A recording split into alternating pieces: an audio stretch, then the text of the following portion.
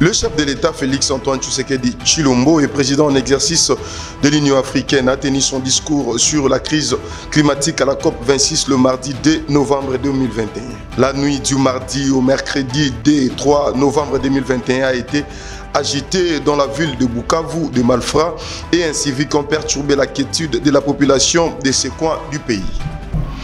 Mesdames et messieurs, bonjour et bienvenue dans cette session d'information sur Média Business Télévision, démarrant avec la présidence, le président de la République démocratique du Congo et président en exercice de l'Union africaine, Félix-Antoine Tshisekedi, le mardi 2 novembre 2021, à marge de la COP26 à Glasgow, exprimer son engagement pour l'adaptation de l'Afrique à la crise climatique. Un discours de vérité pour rappeler au monde que l'Afrique faible et pollueur est aussi la première victime de la crise climatique. Suivez.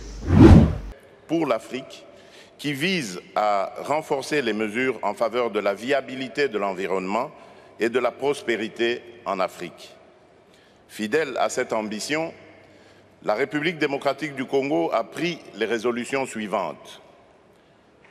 Accroître notre contribution déterminée au niveau national en l'apportant à 21% de réduction d'émissions de gaz à effet de serre à l'horizon 2030.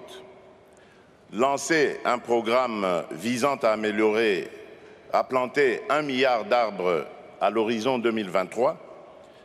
Élargir notre mix énergétique en combinant l'hydroélectricité, le solaire, la biomasse, etc. Le plan national stratégique de développement ainsi que les politiques publiques sectorielles qui en découlent se fondent sur cette vision. Par ailleurs, la protection des droits des communautés locales et des peuples autochtones est capitale. Nous nous engageons à en tenir compte dans notre stratégie d'industrialisation, d'investissements agricoles et dans la gouvernance forestière. La réorientation envisagée des productions agro-industrielles vers des zones savanicoles, c'est-à-dire hors des zones forestières et des tourbières, cristallise la volonté claire de mon pays à conserver les forêts des communautés locales et à garantir les droits des peuples autochtones.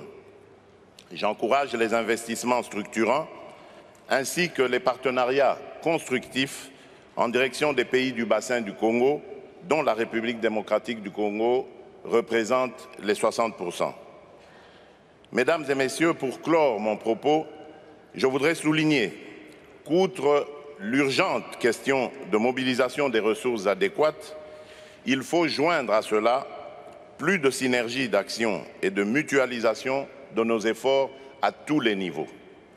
C'est dans cette perspective que la République démocratique du Congo approuve la déclaration de ce sommet et se trouve disposée à travailler en partenariat avec d'autres pays en vue d'atteindre les objectifs que nous nous sommes assignés.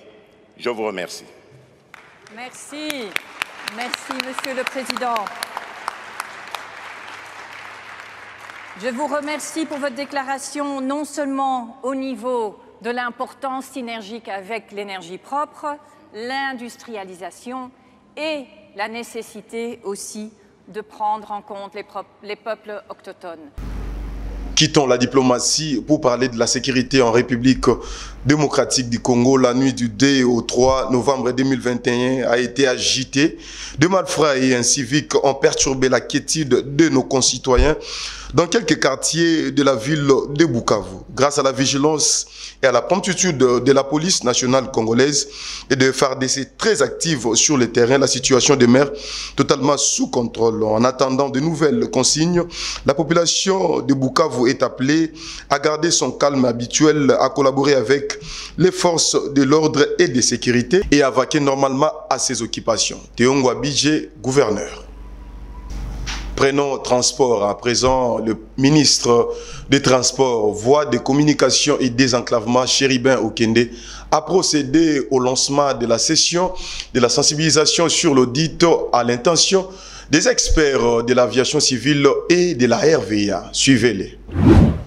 Aujourd'hui, sous l'impulsion du chef de l'État, la République démocratique du Congo veut aller loin.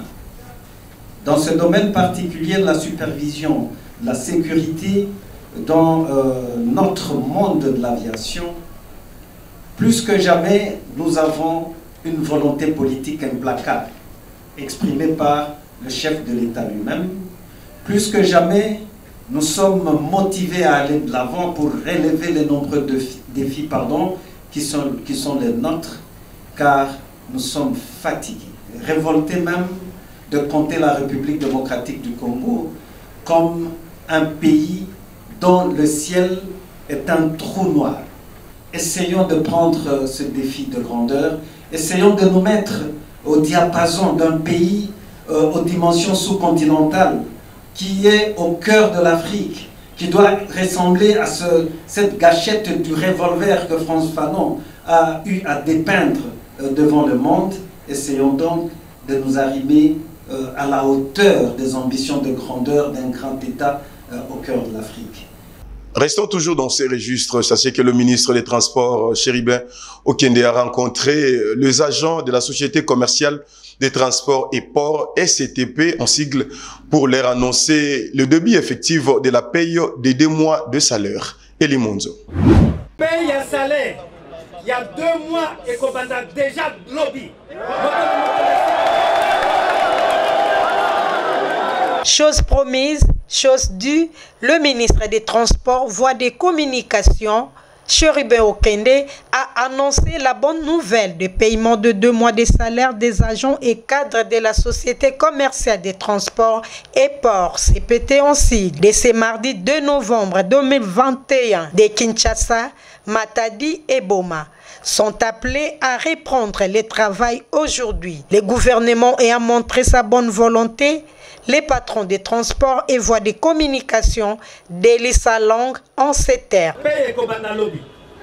Na port de Kinshasa, vous allez environ 700 personnes. Na chantier naval Yakin, environ 800 personnes. Chemin de fer Nalimete, environ 1000 personnes. Gare fluviale, environ 1000 personnes. Centre médical, environ 1000 personnes pe lokola. Boma pena Matadi et banda kofutama à partir de lobby.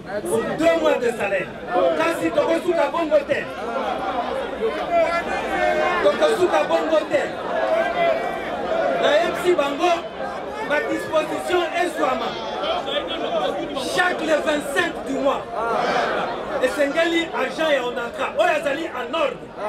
Azwape salaire nae. Il y a lieu de rappeler que, concernant la problématique de la fermeture des ports privés illégaux et clandestins, Chéribin Okende a rassuré que solutions durables sont en cours.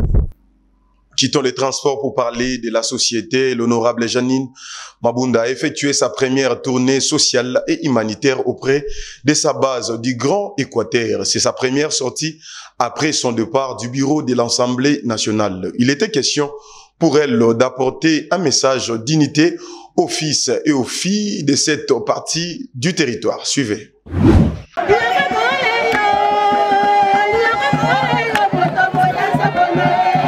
L'honorable Janine Mabunda, élue de Bumba, a fait une tournée dans le Grand Équateur. C'est sa première tournée depuis son départ du bureau de l'Assemblée nationale. Un voyage strictement humanitaire et social qui n'a pas épargné les villes de Gbadolité, Bumba, Lissala et Gemena. À Gbadolité, dans le nord Ubangi, elle a visité l'hôpital général de référence en apportant des médicaments et matériel sanitaire. Continuant son périple social, elle a atteint Gemena dans le sud Ubangi en y donnant également des matériels médicaux au centre de santé et maternité Notre-Dame de Gemena. Dans la cité d'Akula, près de 100 élèves filles ont bénéficié des frais scolaires.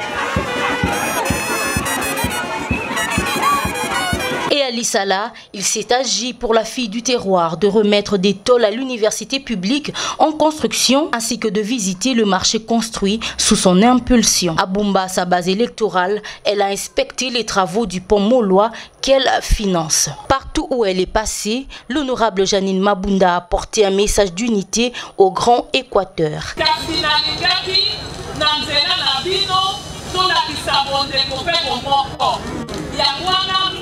mingi balobaki bango osali na buba kanisa mpe bamboka mosusu mpo tolakisa na mikolo mosusu mikolo ya bapaya ke biso bangala toza liboke moko moko. Mesdames et messieurs, c'est par cette information que nous allons boucler ce journal. Mais avant de se séparer, je rappelle le titre. Le chef de l'État, Félix-Antoine Tshisekedi Tshilombo, et président en exercice de l'Union africaine, a tenu son discours sur la crise climatique à la COP26 le mardi 2 novembre 2021. La nuit du mardi au mercredi 3 novembre 2021 a été agité dans la ville de Bukavu, de Malfra, et ainsi vite ont perturbé la quiétude de la population de ces coins du pays. Merci de votre attention soutenue sur ce journal, mesdames et messieurs. Restez branchés sur nos programmes et surtout, prenez soin de vous. Moi, je vous dis au revoir.